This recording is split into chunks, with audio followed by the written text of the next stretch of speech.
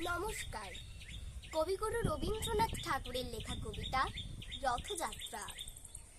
রথযাত্রার দিন কাছে, তাই রানী রাজাকে বললে, চলো রথ দেখতে যাই।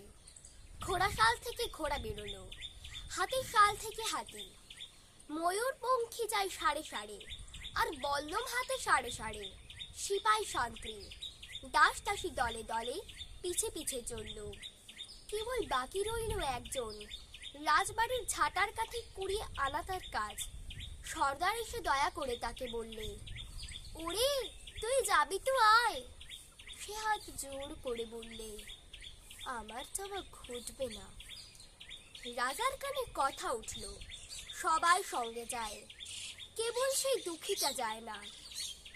রাজা দয়া করে মন্ত্রীকে বললে, ওকেও ডেকে নিও।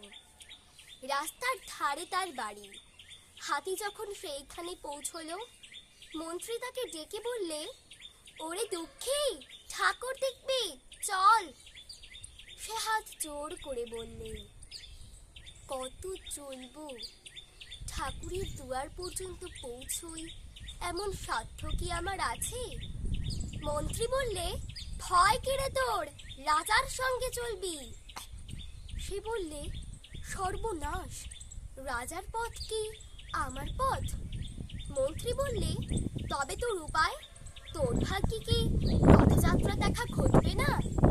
সে বললে, ঘটবে বই কি, ঠাকুর তো রথে করেই আমার দুয়ারে আসে। মন্ত্রী হেসে উঠল, বললে, তোর দুয়ারে রথের চিহ্ন কই? সে বললে, তার রথের চিহ্ন পড়ে না। মন্ত্রী বললে, কেন বলতো? সে বললে, তিনি যে আসেন পুষ্পক রথে।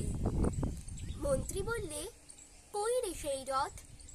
দুঃখী দেখিয়ে দিলে, তার দুয়ারের পাশে দুটি সূর্যমুখী ফুটে আছে।